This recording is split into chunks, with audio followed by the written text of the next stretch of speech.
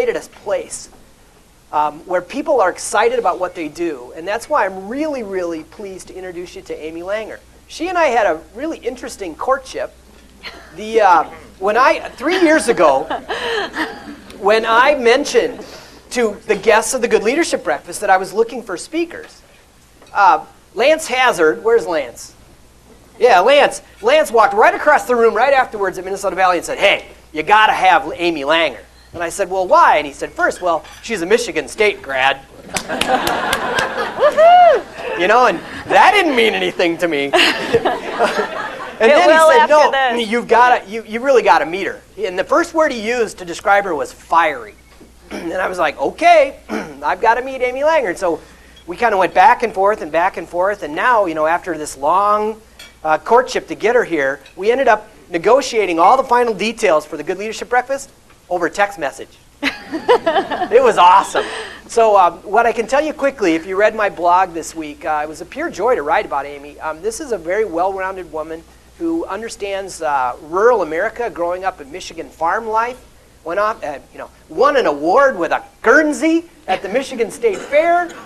Raise your hand if you've done that. Yeah, I didn't think so. And also was able to really take a lot of risk in her life because she really understood sort of the unconditional love and caring of a big, generous family. So I could not be happier to introduce you to someone who's seen the highs of starting a big business and seen it go like this and then watched it go back up. And I think we have a lot to learn from Amy Langer. Thank you. Yes, thank you.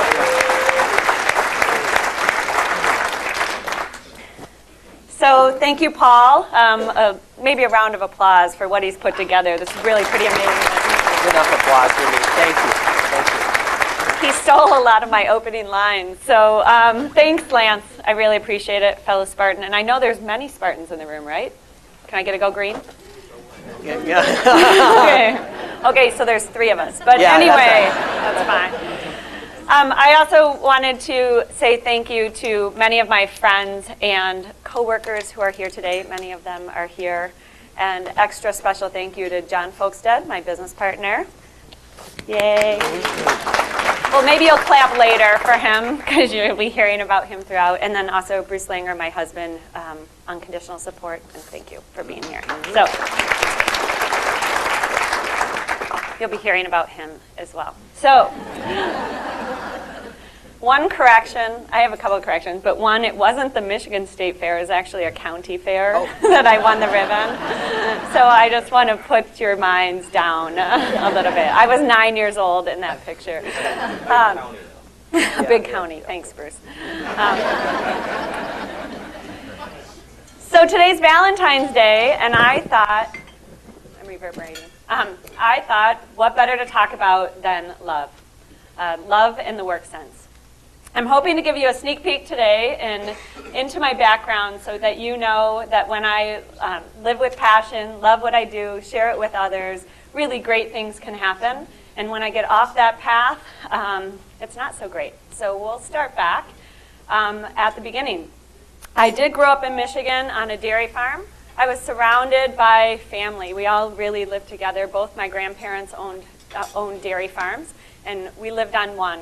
I have 2 brothers, and we also had, aunts, uncles, cousins. We were all close together as a big family, and it was really fantastic.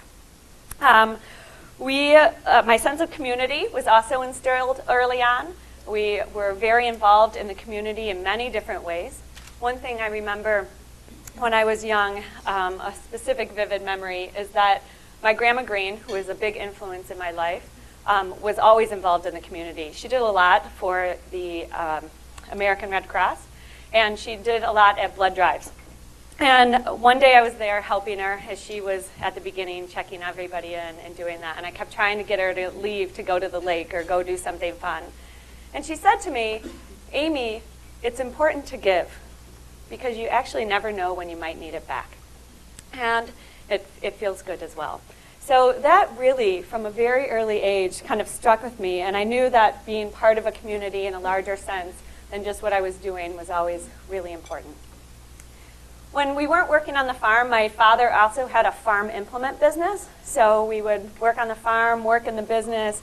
Work was a big part of it. My first paying jobs were picking rocks out of fields and also driving tractor while the guys baled hay. My grandpa would not allow me back on the back of the truck, which was a bit annoying. But anyway, I got to drive tractor, which was really great. My brothers constantly made fun of me for singing songs, laughing, talking, and just kind of making our work fun. So it was really actually a lovely childhood until it wasn't. And the 80s were troublesome for many family farms, including ours. It was a very tough time in our lives. The business went under. My parents were struggling. My parents went through a divorce. My dad moved away. And my mom, who had never worked outside of the farm, had to get a job and support 3 kids. So it was really tough, as you can imagine. And so I knew when it was time to figure out what I was going to do with my life, I had to figure it out kind of on my own. There weren't any money to go to college or anything like that. So I turned to what I knew, which was working, and decided to put a good attitude in place to be able to love that.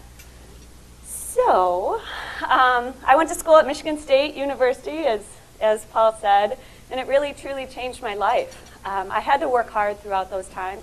I paid for every dime of my school through working summer jobs, many times, multiple different jobs. And let me tell you, they were not all glamorous, as you might see. But what I found in each one is I tried to find a way to find pieces of that work that I would love. And if I couldn't find it, I tried to change it. And then if I couldn't change it, then I tried to change my attitude around it. So let me give you a story. Between my freshman year in college and my sophomore year, I went to Mackinac Island to work. Many of my friends went up there as well, and it was supposed to be a ton of fun. We lived in dormitories. You're surrounded by water. You cannot leave this island, so it got a little claustrophobic after a while. And I went up to wait tables, which was how I made a lot of my money to get through school. And so you get up there, and you're kind of stuck there, and they put you into these work groups. And they said, actually, Amy, you're in the housekeeping work group. And I was like, what? I don't want to clean hotel rooms all summer. And they're like, sorry, we have enough of the wait staff. I'm like, can I work in the kitchen? Can I do anything? And they said, no, what we really need is housekeepers. Now, you can imagine why, right? Like, who would pick that as a job to do over summer break? So you can imagine I was heartbroken. I had no interest in cleaning rooms. And then I said, well, what can I do? So Donna was my boss at the time. And I went to her and I said, how can I work this out with you? What can I do? First of all, this job does not allow me to have to make more money than just the hourly wage. And then second of all, I don't want to do this. I said, how about this? I will work my tail. Now remember, it's just a summer. I'll work my tail off for 2 weeks. I'll be the hardest worker you'll ever have. I'll make it fun for other people. I'll focus. And I knew I was a hard worker, so that wasn't a problem. And at the end of this 2 weeks, you'll help me get into waitressing. She said, okay, we'll do it. I think she was like this, okay, sure. College kid, we've seen you before. At the end of the 2 weeks, she came to me, she said, first of all, I'm not letting you out of housekeeping. And I was like, what? She's like, you're a great worker. This is awesome. Thanks, Donna. But she said, I will help you. I'd like to promote you to supervisor. I think you can take on managing. They had 2 properties, managing one of the properties of supervision. We would do that during the day. That will free you up on nights and weekends. I've got a slot for you waiting tables at some of the prime times to be able to do that. And I got a raise. So I was able to actually fulfill my financial goals, not physically have to clean as many rooms as I did those first 2 weeks. And it really kind of all came together. So when I changed my attitude towards the work, when I went to do the things that I actually love to do, I got a lot more experiences. It was my first time ever managing people, so you can imagine what I learned from that. And it was really crazy. So I graduated from Michigan State in 1994 with an accounting degree, and I got hired by KPMG in Minneapolis. I came to Minneapolis, I did not know I came to Minneapolis and I did not know one single person the day that I moved here. And now our business thrives on connections and relationships. So you can only imagine the amount of work from 94 to now that has been put in place, and it really truly has been a labor of love. So 1994, I joined KPMG. I step into the office, the first office building I'd ever stepped foot in my entire life, and I was ready to hit the ground running, and it was awesome. I loved that experience. I got to see all these different companies. I got to meet new people. I got to do all these things, and I also was lucky enough to meet my now husband there. So lots of thanks to KPMG. We were later married in 1997, so that has been fantastic. So I was just like taking it all in, doing all these things, volunteering for committees, just how can I work more? And I love to work, and plus this was easy work compared to a lot of work that I was doing. You got to use your mind instead of your body, so I was really loving that. It was also a time where I started to explore community. So moving here and not really having any family was a little difficult, and not really having a community of people. So I started to explore a lot of different things. I volunteered for the United Way. I was a big sister through the Big Brothers and Big Sisters. I did paint-a-thons, anything. And it was really fantastic to be able to meet people outside of my work. I was able to learn leadership skills, lots of different things. And that exploration eventually led me to finding where I spend a lot of my time now, which is Washburn Center for Children. Washburn is a children's mental health agency here in the Twin Cities. I'll be talking more about it later, but truly, in my mind, is the pinnacle of community creation and does a lot for us. So, all of this fast and furious, growing, challenging, all of this work was really, I was really thankful to be able to have it. And in 2001, John Folkstead and I created Salo, and it was awesome. We started Salo, and we thought, what do we want out of a company? So it's really kind of an odd thing when you can think about your company can be anything you want it to be. So what would it be? And we went back to the things that we've always wanted. There's a lot of fun in our company. I'll tell you that's more from John than me. There's also health component. So that's a value I hold of personal health and how you fit that into your day, into your life. I get up at 5 a.m. most mornings to work out, and that's how I fit it in. So physical health, and I'll tell you early on, mental health is a big component of it as well. And when we don't attend to it, you'll see that sometimes that's where the issues start to pop up. So Salo's story is an amazing business story, I think. We grew double digits year over year for 6 years straight. We were a $45 million company. It was awards. We're hiring people. We had tons of attention. It was just fast and furious, and I think you guys know that time as well. Also, personally in my life, my family was growing as well. Bruce and I had 3 children in the first 3 years that Salo existed. Our first son, it gets better. Our first son, Max, was born when Salo was 9 months old. And our twins, Henry and Logan, were born before Salo turned 3. So just to kind of put it in perspective, I was pregnant 18 of the first 36 months of this business. Thank you, John. And Bruce.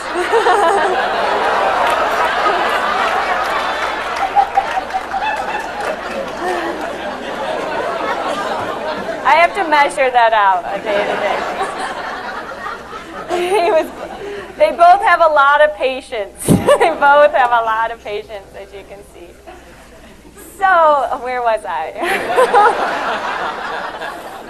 I was pregnant a lot. You know, now sometimes, this wasn't in there, but now sometimes people say, like, oh my gosh, I remember when you were pregnant. I'm like, yeah, it was a lot. Okay, so the business was going amazing until it wasn't. 2008 to 2010 was really tough. I'm sure many of you experienced the same. We experienced it as well, and quite frankly, we're not prepared for how bad it got.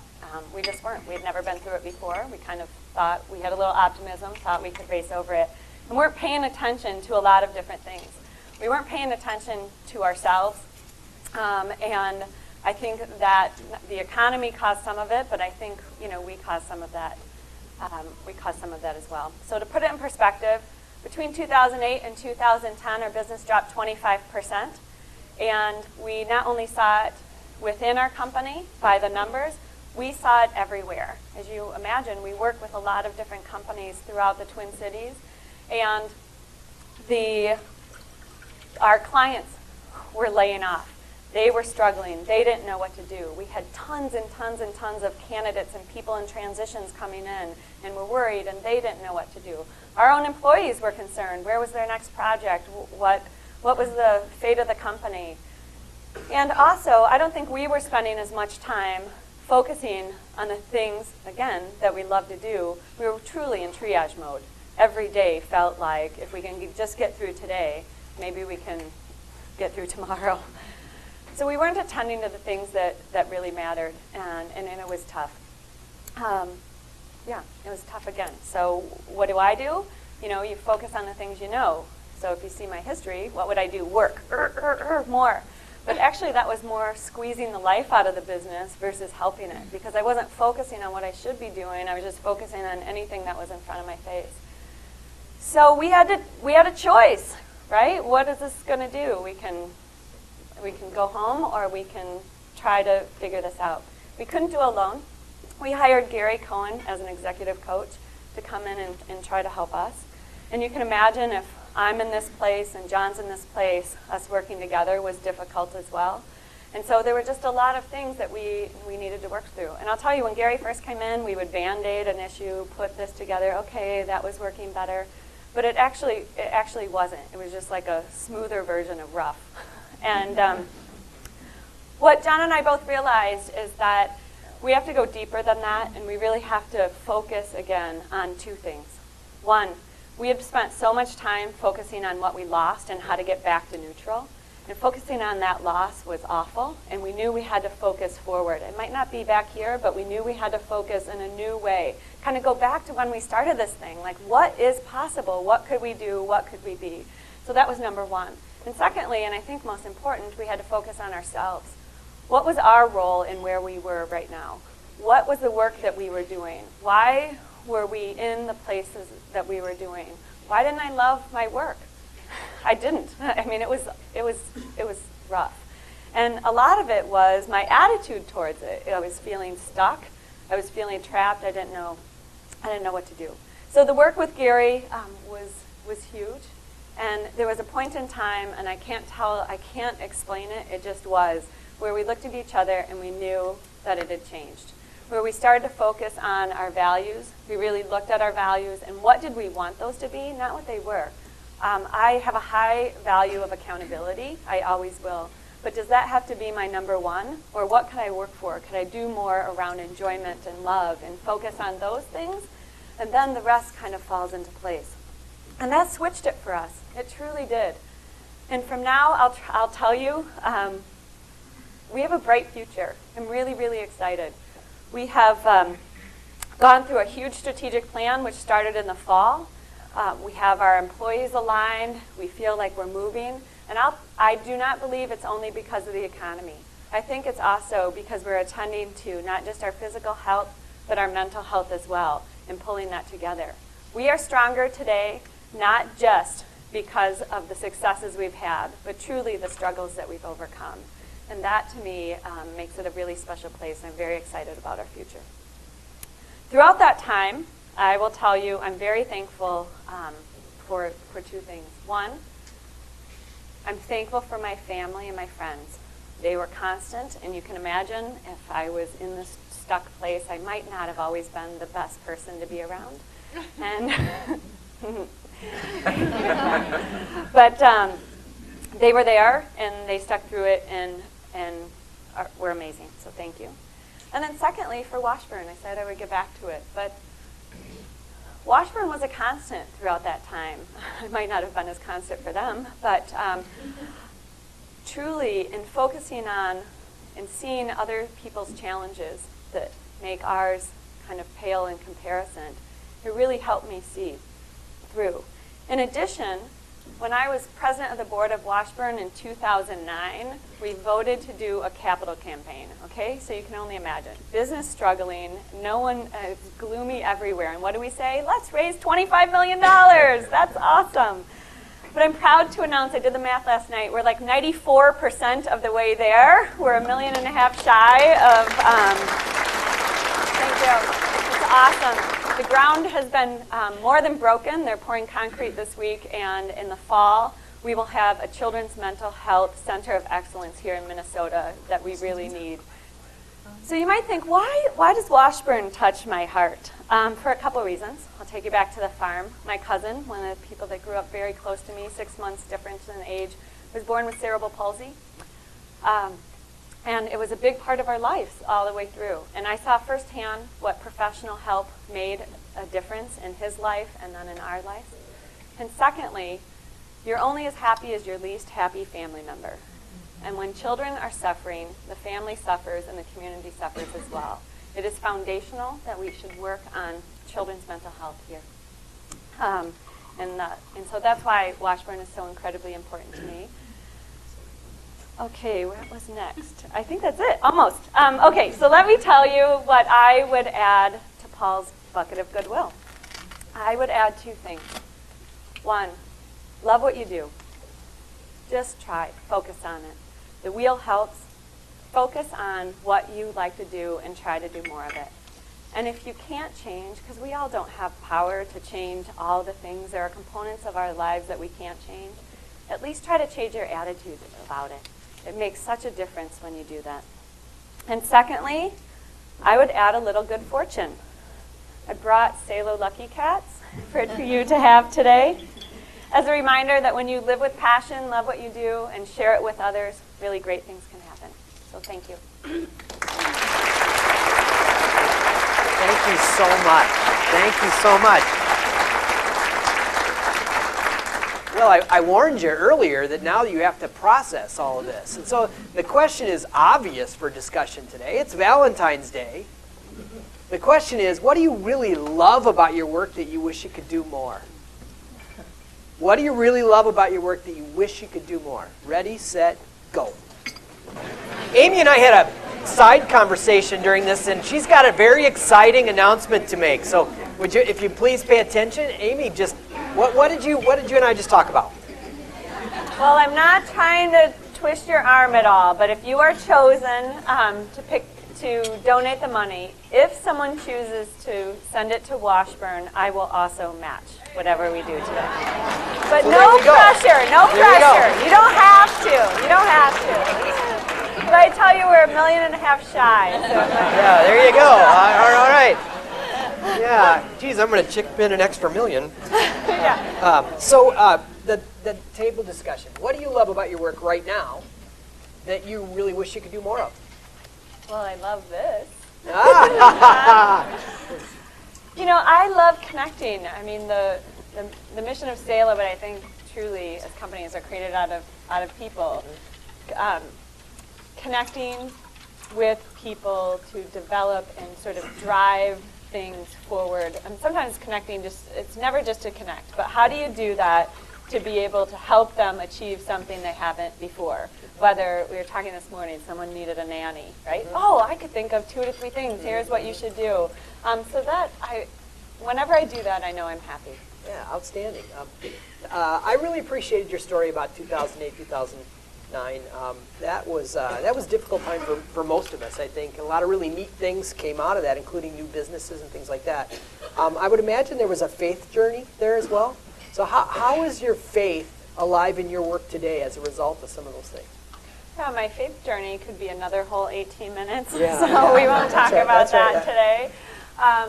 But I would say, you know, again, as a constant, in our faith, we really believe it's more about what you do versus what you say. Mm-hmm. And I think that's really important, and you try to emulate it in your actions, not just by saying something. And, you know, we've done some work also with Blue Zones. Yeah. And they say, by having a large amount of faith or hope in something larger than what you have, you can actually add significant amount of years into your life.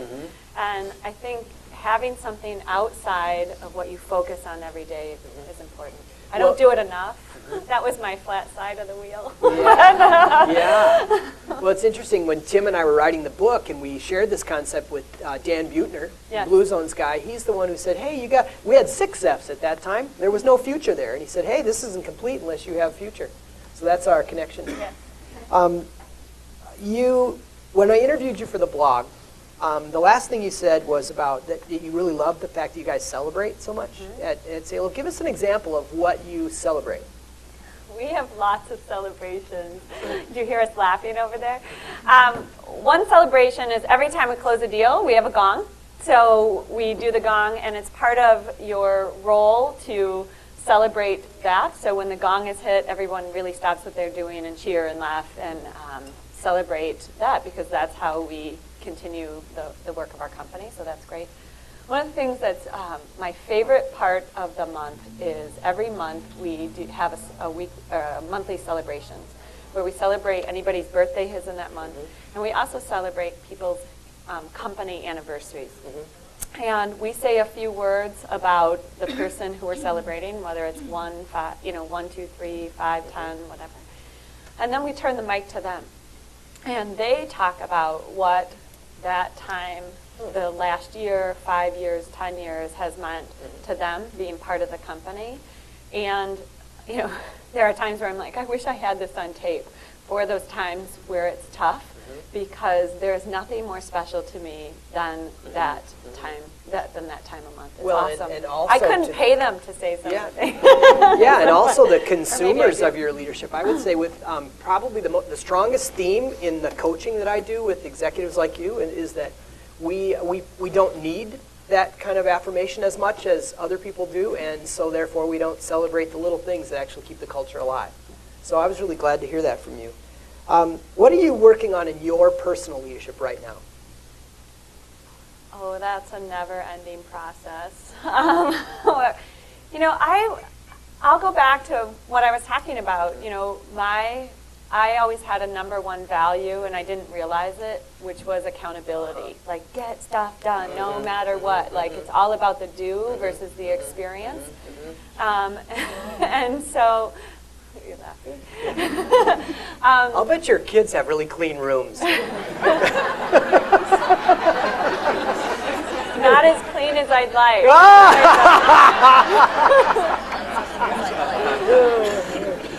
They do make their bed daily, ish. But instead of focusing on that, and I never even realized I focused on it because it's so natural, I'm really trying to put a value of enjoyment first, and really trying to say, how do I enjoy what I'm doing? Because even if I do that, I still get a lot done. Yeah, that's good. Okay. Let me close with this. What makes you hopeful about our future? So bigger than just you and me and maybe your firm and your family, but our future.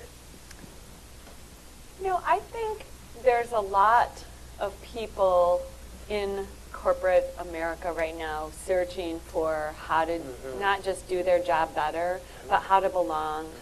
I'll tell you, there's a lot of, I feel saddened sometimes when I talk to people and they don't love their work and they don't love what they're doing. And so what I'm hopeful is that people will actually explore that. I feel like the generations coming in maybe are exploring that and maybe can teach all of us a thing or two. And I think when people are more aligned with the work that they feel strongly about, that truly good things will happen. And I think that can happen in a lot of different sectors. Thank you. It's been a joy to have you here today. Really. Thank you so much.